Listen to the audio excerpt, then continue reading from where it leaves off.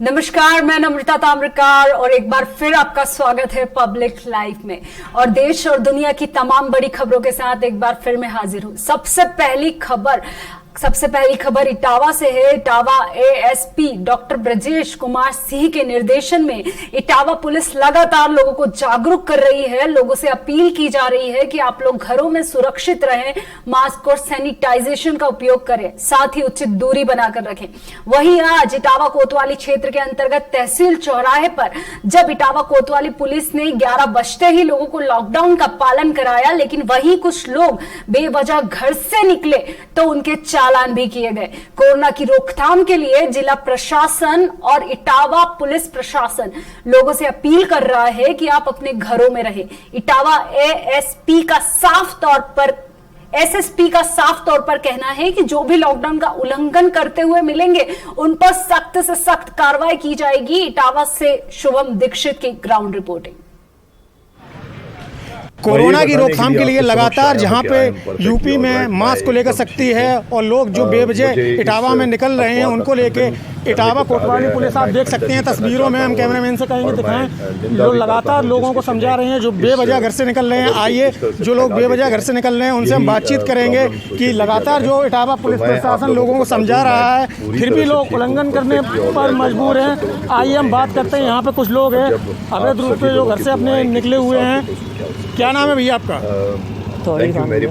आपको मालूम नहीं है कि लॉकडाउन लगा हुआ है? सर तार लेने आए जी, तार लेने आए तार लेने आए हो? अच्छा, आपको ये नहीं मालूम है कि लॉकडाउन लगा हुआ है फिर भी आप बेवजह घर से निकल रहे हैं?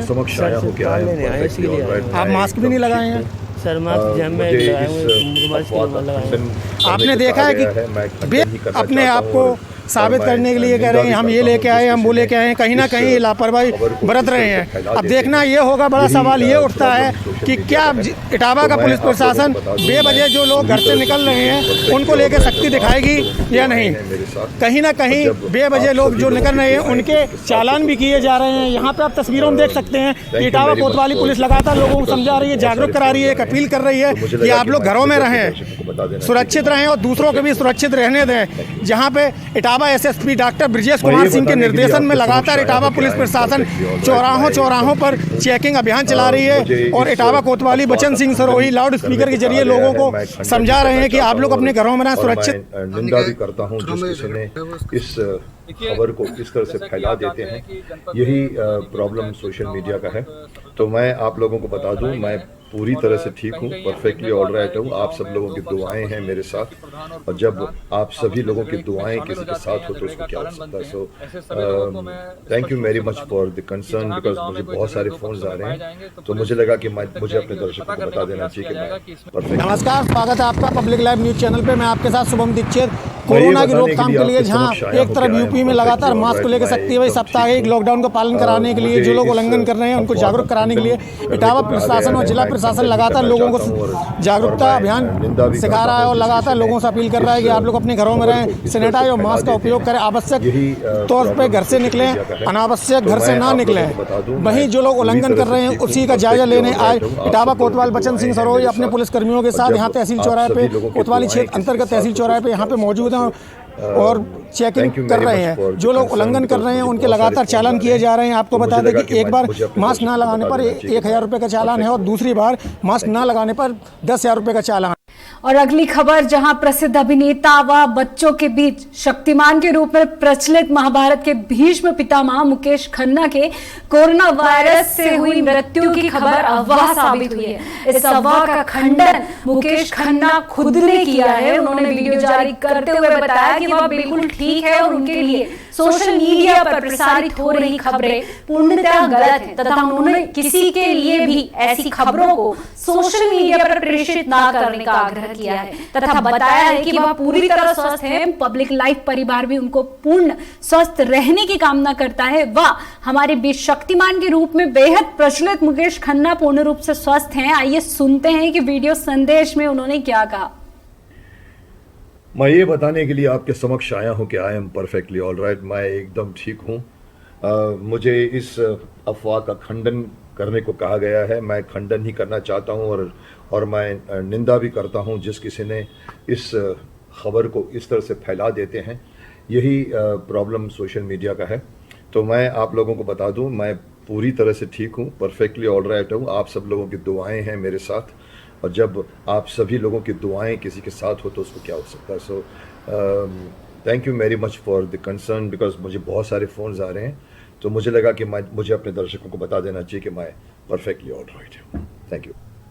चलिए अगली खबर की ओर बढ़ते हैं। अगली खबर में हम आपको बताएंगे, वह बेहद राहत देने वाली खबर है। हर व्यक्ति के दिमाग में इस वक्त एक ही बात चल रही है कि कोरोना वायरस से निजात कब मिलेगा, लेकिन आज हम उसका उत्तर आपको देने जा रहे हैं। जानिए कब तक मिलेगी कोरोना से राहत, जानिए आईआईटी कानपुर के वैज्ञानिकों का जवाब।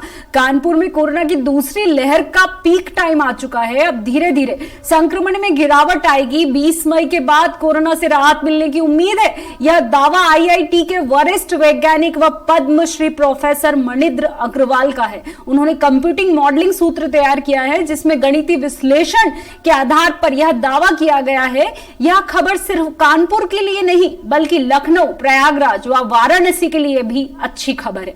इस मॉडल के अनुसार इन तीनों शहरों में भी कोरोना का पीक टाइम आ चुका है और अब गिरावट दर्ज की जाएगी। प्रोफेसर मणिंद्र अग्रवाल के अनुसार कंप्यूटिंग मॉडल के अनुरूप अभी तक मरीजों की संख्या तेजी से बढ़ रही थी और मृत्यु दर भी अधिक थी। उन्होंने अलग अलग राज्यों के डाटा के आधार पर यह मॉडल तैयार किया है।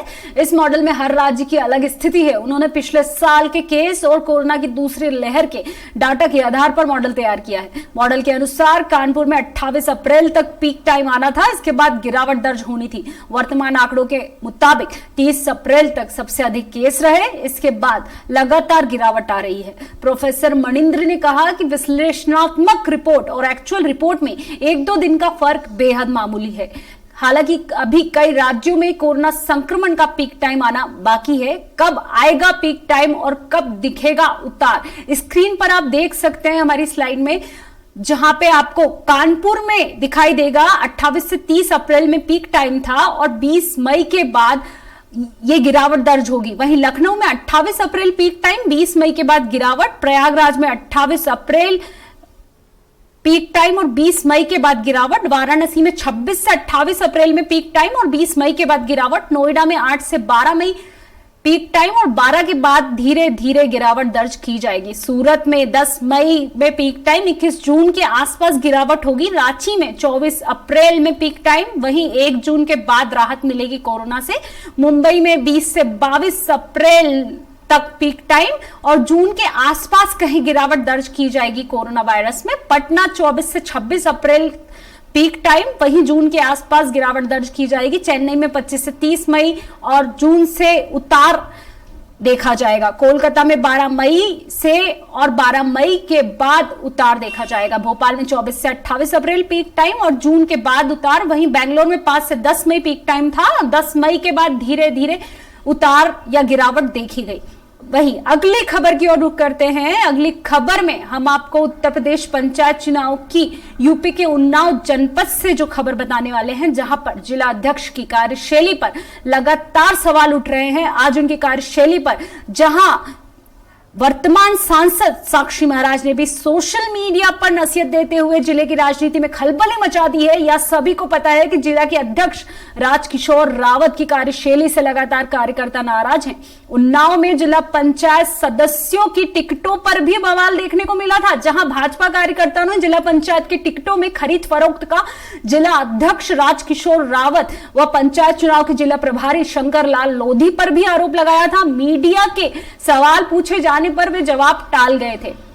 वहीं कार्यकर्ताओं के अनुसार यह बात प्रदेश अध्यक्ष स्वतंत्र देव सिंह व प्रदेश संगठन महामंत्री सुनील बंसल को पत्र लिखकर पहुंचाई गई थी। इस बीच पंचायत चुनाव शुरू हुए, भाजपा जिला अध्यक्ष लगातार ये दावा कर रहे थे कि जिले की 51 की पूरी 51 सीटें वो जीत जाएंगे, लेकिन परिणाम बिल्कुल उल्टा है और 51 सीटों पर में से भाजपा को केवल 9 सीट पर ही जीत हासिल हुई है, जिससे अब कार्यकर्ताओं से लेकर खुद सांसद साक्षी महाराज ने भी जिला अध्यक्ष की कार्यशैली पर सवाल उठा दिए कि अगर स्थिति यही रही तो 2022 में विधानसभा चुनाव में भाजपा का क्या होगा।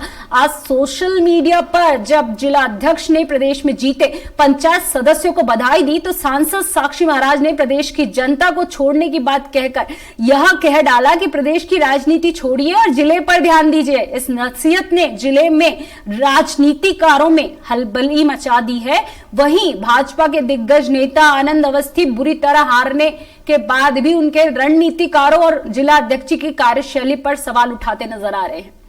वहीं अगली जो खबर है वो कोरोना पर बहुत अच्छी खबर है। स्पुतनिक वी के बाद आई स्पुतनिक लाइट वैक्सीन एक ही डोज काफी है जिसका 80% तक प्रभावी है। रूसी प्रत्यक्ष निवेश कोष RDIF ने 6 मई को घोषणा की थी कि उसने एक डोज वाली स्पुतनिक लाइट के उपयोग को अनुमति दे दी है। स्पुतनिक लाइट 80% प्रभावी बताई जा रही है। RDIF के अनुसार रूस के गमलेया संस्थान द्वारा विकसित वैक्सीन कोविड-19 के खिलाफ 79.4% प्रभावी है। स्पुतनिक लाइट की कीमत $10 प्रति खुराक होगी और इसे निर्यात के लिए रखा गया है। RDIF ने एक बयान में कहा, single dose Sputnik light vaccine ने 5 दिसंबर 2020 से 15 दिसंबर 2021 के बीच रूस के सामूहिक टीकाकरण कार्यक्रम के हिस्से के रूप में इंजेक्शन के 28 दिनों बाद लिए गए विश्लेषण के अनुसार 79.4% प्रभावकारिता का प्रदर्शन किया। भारत आ गई है स्पुतनिक वी। इससे पहले रूस ने 11 अगस्त 2020 को कोरोना वायरस की वैक्सीन स्पुतनिक वी को मंजूरी दी थी। इससे 95% से ज्यादा असरदार पाया गया था। भारत ने भी इसे मंजूरी दे दी है। भारत को रूस से स्पुतनिक वी की वैक्सीन की 1.5 लाख खुराक की पहली खेप भी मिल गई है। सितंबर में डॉक्टर रेड्डीज लेबोरेटरीज और रूसी प्रत्यक्ष निवेश कोष ने स्पुतनिक वी के चिकित्सीय परीक्षण के लिए एक समझौता किया जिसकी अनुमति पहले ही मिल चुकी है। चलिए अगली खबर की ओर बढ़ते हैं। आज हम आपके लिए काम की खबर लेकर आए हैं। कोरोना वायरस से बचाव के उपायों में शुरू से हैंड सैनिटाइजर का इस्तेमाल हो रहा है। कुछ लोग पूरे दिन हाथों पर हैंड सैनिटाइजर रगड़ते रहते हैं। सवाल यह है कि दिन में कितनी बार और कितनी मात्रा में सैनिटाइजर का इस्तेमाल किया जाना चाहिए। इस बारे में विश्व स्वास्थ्य संगठन ने अल्कोहल बेस्ड हैंड सैनिटाइजर का उपयोग करते समय ध्यान में रखने के लिए कुछ सुझाव और तथ्य साझा किए हैं। हम उसकी जानकारी आपको बताएंगे, साथ ही आपके दिमाग में चल रहे प्रश्नों का उत्तर भी हम आपको देंगे। अब आप सोच रहे होंगे कि सैनिटाइजर कितनी मात्रा में उपयोग करना चाहिए। WHO का मानना है कि एक हथेली में जितना सैनिटाइजर आ जाए उतना ही इस्तेमाल करना चाहिए। इसे हाथों पर तब तक रगड़ना चाहिए जब तक ये सूख ना जाए। हाथों को रगड़ने की पूरी प्रक्रिया जो है वो 20 से 30 सेकंड तक होनी चाहिए। क्या अल्कोहल बेस्ड हैंड सैनिटाइजर का उपयोग करना सुरक्षित है? WHO के अनुसार हैंड सैनिटाइजर को किसी भी स्वास्थ्य मुद्दे से जोड़कर नहीं देखा गया। केवल थोड़ी मात्रा में शराब त्वचा में अवशोषित हो जाती है। अधिकांश उत्पादों में त्वचा का सूखापन कम करने के लिए एक इमोलिएंट होता है जिसका त्वचा पर सुखदायक प्रभाव पड़ता है। कितनी बार सैनिटाइजर का उपयोग कर सकते हैं? विशेषज्ञ हाथों को धोने के लिए साबुन और पानी का उपयोग करने की सलाह ज्यादा देते हैं। हालांकि अक्सर हाथों को सैनिटाइज करना सुरक्षित होता है। WHO का कहना है कि alcohol based hand sanitiser antibiotic प्रतिरोध पैदा नहीं करता। अन्य एंटीसेप्टिक और एंटीबायोटिक दवाओं के विपरीत रोगजन को हानिकारक रोगाणु अल्कोहल बेस्ड हैंड सैनिटाइजर के लिए प्रतिरोध विकसित नहीं करते हैं। क्या सभी लोगों द्वारा इस्तेमाल होने वाली बोतल छू सकते हैं? नहीं। WHO का कहना है जब आप एक बार अपने हाथों को सैनिटाइज कर लेते हैं तो आपने उन्हें किसी भी कीटाणु से कीटाणु रहित कर दिया होता है। तो शायद बोतल पर जो कीटाणु होता है, अगर हर कोई सार्वजनिक स्थान पर सैनिटाइजर का उपयोग करता है तो कीटाणुओं का खतरा होगा। चलिए इसी के साथ अभी के बुलेटिन में इतना ही। इजाजत दीजिए। देखते रहिए पब्लिक लाइव।